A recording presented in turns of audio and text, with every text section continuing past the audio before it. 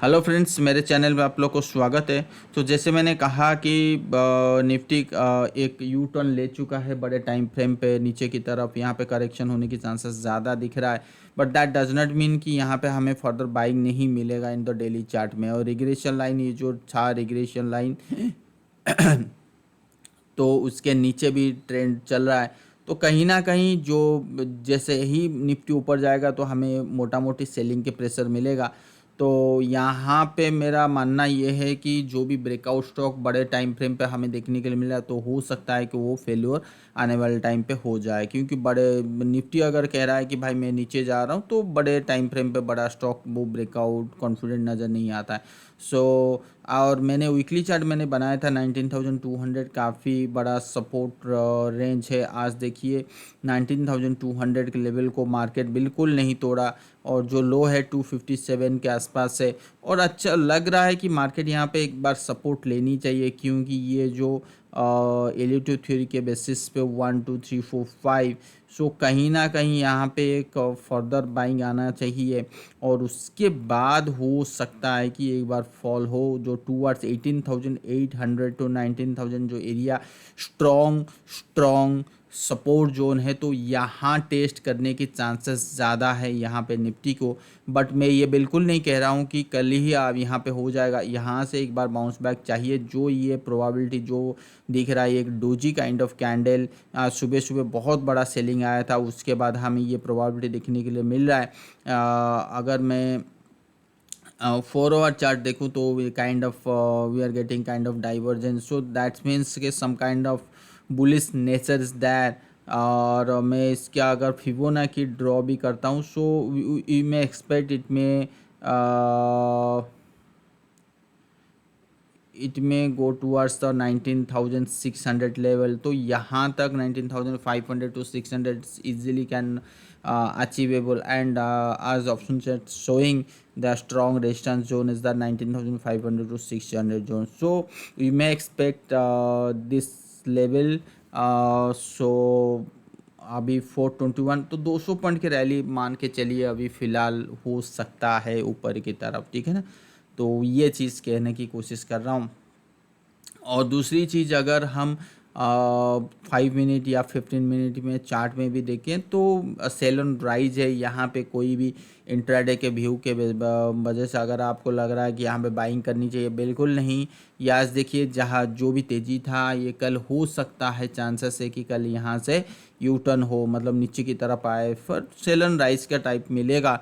अगर कल 1 2 बजे, कल तो छुट्टी है, परसों देखो एक दिन का छुट्टी होता है तो सो मच ऑफ न्यूज़ रहती है, तो ज़्यादा चांसेस रहती है कि आप वहाँ पे एक बार वो बन सकता है क्या, गैप अप और गैप डाउन का प्रोबेबिलिटी ज़्यादा लग रहा है, ठीक है ना। तो यहाँ पे वो उतना, बट बड़ा वाला गैप अप गैप डाउन की बात नहीं करेंगे। और दूसरी चीज़, अगर हम ये देखें बैंक निफ्टी, तो मैंने कहा था इस लेवल को होल्ड करना चाहिए थे। देखिए फ्राइडे के वीकली कैंडल में मैंने कहा था वीकली वीडियो में, तो कि ये चांसेस बहुत है कि 43,500, तो यहाँ तक अभी तक नहीं आया। So still we are getting a kind of doji kind of trend candle. So this thing showing कि एक बाउंस बैक होनी चाहिए, then will have a selling pressure.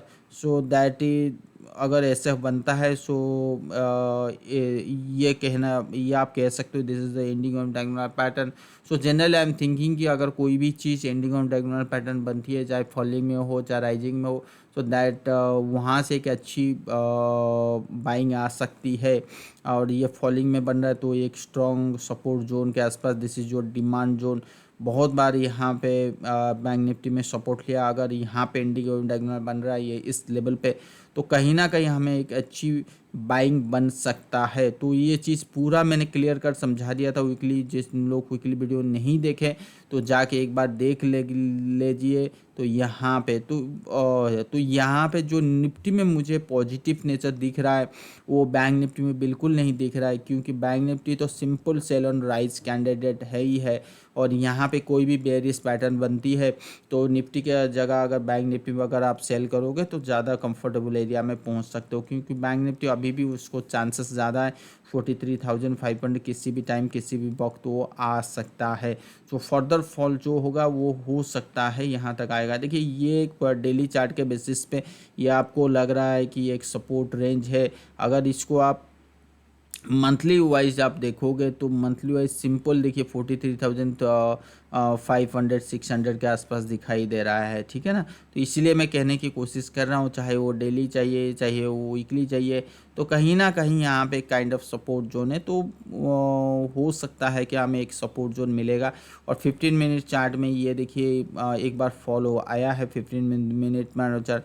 तो अगर ये दोबारा तेज़ी होके फिर फर्दर फॉल होती है तो यहाँ पे हम पुट बाई कर सकते हैं।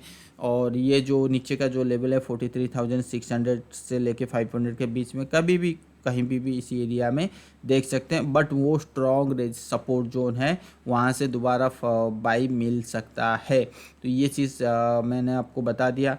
और दूसरी चीज़ अगर मैं आपको बताऊं कि निफ्टी जूनियर, तो निफ्टी जूनियर कहाँ है भाई, यहीं पे तो था, ये देखिए 1.3% का ऑलरेडी फॉल आ गया है।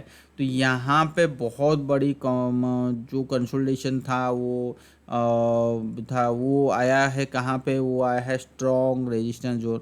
तो कहीं ना कहीं यहाँ पे प्योरली इंडिकेशन हो चुकी है कि भाई मार्केट तो नीचे जा रहा है। तो यहाँ पे हमें सिंपल मनी मैनेजमेंट पार्ट को ही देखना है और कुछ नहीं देखना है। अच्छा ये वो चैन लाइन नहीं, रिग्रेशन आया नहीं, तो अब हम लोग क्या करेंगे, सिंपल मनी मैनेजमेंट पार्ट को देखेंगे और कुछ नहीं देखेंगे, ठीक है ना।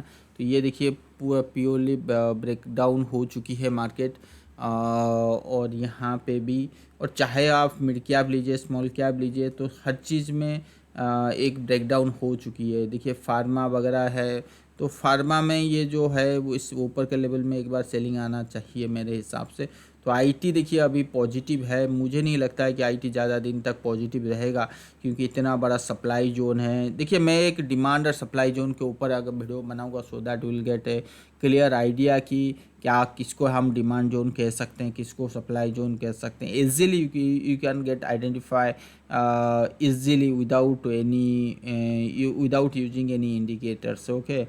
And price will tell you the supply zone कहाँ है, demand, so on the basis of demand and supply so you can do also trade in the intraday time frame and these things। so ये था आज का view. और USD INR जो एक बार मुझे देखना है कि यूएसडी आईएनआर का क्या है। देखिए ये जो इतने दिनों के बाद ये जो ट्रेड हो रही है which is not a good sign.